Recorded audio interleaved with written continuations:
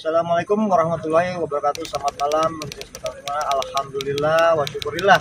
Di malam Ramadan ini saya Ki Andes Dewa Al-Ghaibi berada di jembatan Kirana ya? Nusa Kirana yang tepatnya di daerah Rorotan, dan di sini kita bersama narasumber yang mengetahui seluk-beluk jembatan ini. Nah, selenting-selenting saya juga dengar katanya sebagai warga asli sini ya Pak, pendatang banyak kejadian-kejadian aneh. Nah, makanya saya bersama narasumber dengan Bapak Muhammad. Nanti Bapak Muhammad ini akan menceritakan sejarah atau dari orang tua dulu ya. Nah, karena cerita orang tua dulu yang masih niang di otaknya Bapak Muhammad nih. Nanti kita akan dengar bagaimana penjelasan Bapak Muhammad. Gimana menurut Bapak? Cerita mengenai jembatan Nusa Kirana itu saya sering mendengar dari orang-orang tua atau tokoh-tokoh masyarakat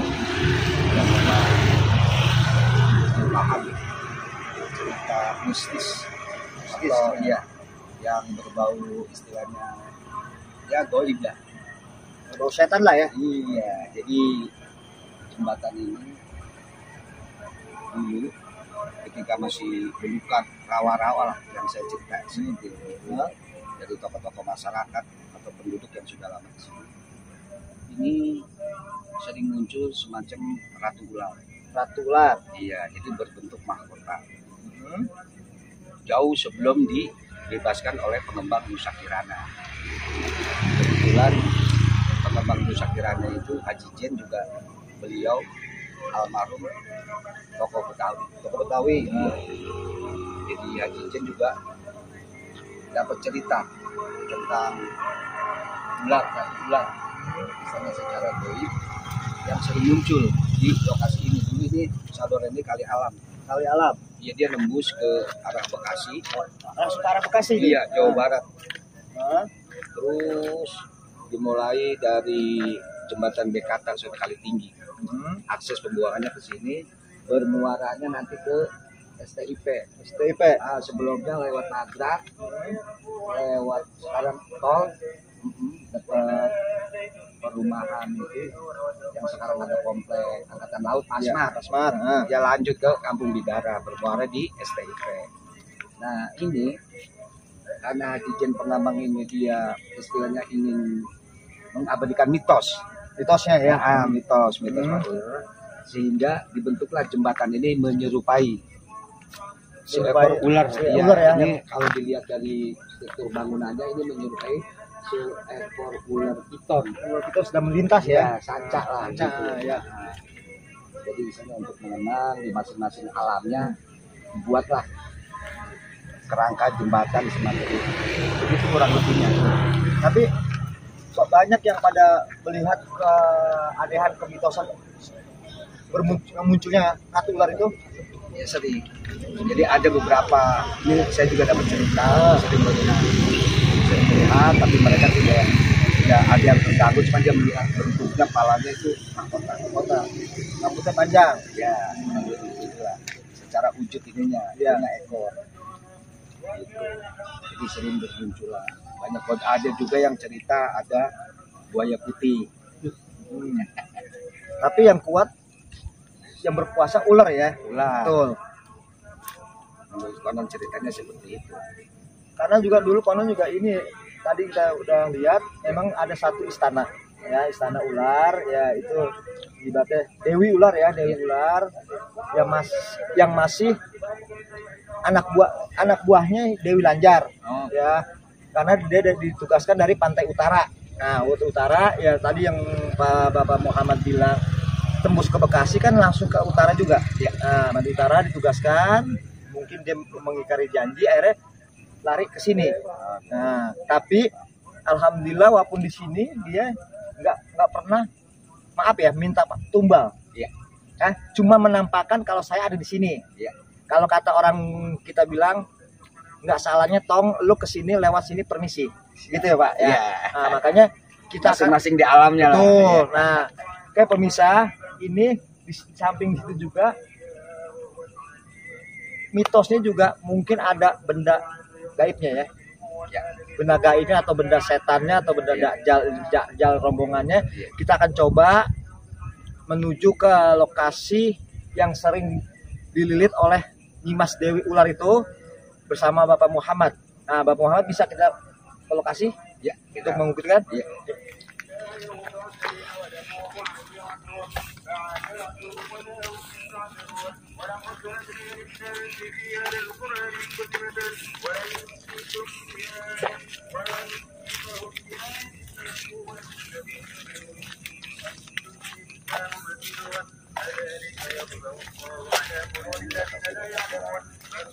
Buat istilahnya wisata lokal lah. Yang ini buat jadi buat wisata lokal buat ngadem Iya. ya. Taman interaksi lah. Ini pohon akasia, sengon orang Pohon sengon. ada beberapa pohon ini yang besar ini. Kemudian ada lorong. Ini jalan setapak ya, yang biasa mancing ya, masyarakat dari dulu memang ke lokasi itu.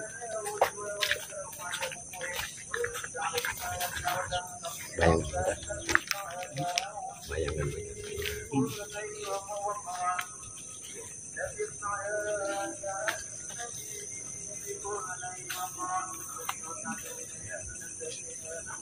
Ini kayak tahun pedang-pedangan ini. Jadi lokasinya pas dekat sini ya. Ya, ini Bang. Makanya kalau kata Bapak Muhammad ini kan salah satu lorong ya, lorong. Memang tadi juga kita lihat ini ada 2 titik istana, separoh buaya, separoh ular. Tapi yang lebih berkuasa, yang lebih banyak ular, karena banyak warga pun yang melihat ular, bukan buaya ya, bukan buaya ya, tapi yang sering dilihat warga melintas itu ular. Makanya dibikin sejarah untuk tidak menghilangkan sejarahnya, dibikin jembatan itu berbentuk ular. Oke, pemirsa, saya akan coba ini ya, kita ambil mustikanya atau benda dari mulut si Dewi Ular itu ya, yang disebut Dewi Sari ya, Dewi Sari, Nyimas Dewi Sari, yang masih ada, bukan keturunan, yang masih ada anak buahnya Kanjeng Dewi Tanjar yang di daerah pantai utara. Karena ini emang jalur pantai utara ya, karena sampai ke BKT, ke Kali Bekasi ya, sampai mungkin ke Indramayu, kita nggak paham. Kalau kita telusuri mungkin sampai. Oke, pemirsa Jurnal Forma, kita akan coba di sini ya, bagaimana kebenarannya di area istana ular ini ada suatu benda yang kita tidak pahami. Setelah udah wujud baru kita paham.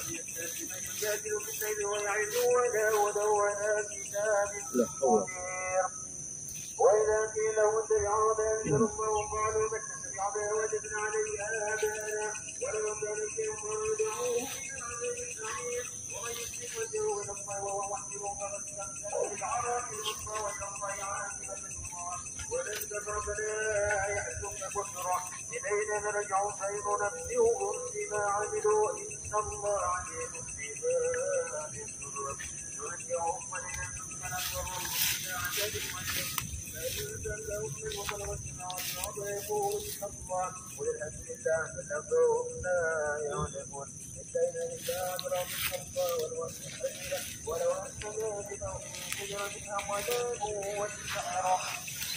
أقلام والبحر يمده Itu berbentuk bulat.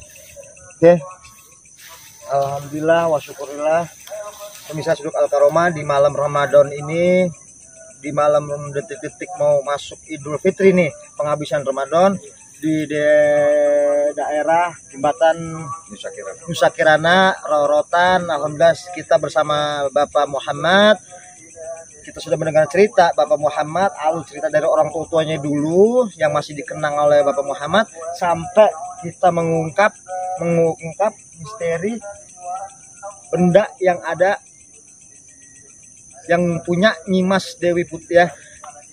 Alhamdulillah kita sudah mendapatkan di malam ini ya, walaupun malam ini hanya selintas ya, selintas, karena bagi orang makhluk gaib itu hanya mereka selintas. Semenjak kita datang tadi juga dia sudah menampakkan diri kalau bahwa penguasanya atau Nyimas Dewi Ular yang Bapak Muhammad berbicara, yang pakai mahkota rambutnya segini rambut panjang bermahkota, memang dari badan segini kemarin dia ular piton, benar ya. Alhamdulillah di malam ini kita sudah menyelesaikan tugas pengungkapan, menguak misteri Nusa Kirana, jembatan yang dibentuk oleh Bapak almarhum, dibentuk untuk menghilangkan misteri untuk melestarikan sejarahnya ular. Dan di istana ini, area istananya mereka, kita mendapatkan satu buah mustika yang mungkin bisa disebut pusar bumi. Saya pemirsa Dukal Korma, saya Ki Angga Sadewa Al-Gaibi dan Bapak Muhammad mengucapkan baik terima kasih, dan kita tutup dengan wabillahi wa taufiq wa hidayah. Wassalamualaikum warahmatullahi wabarakatuh.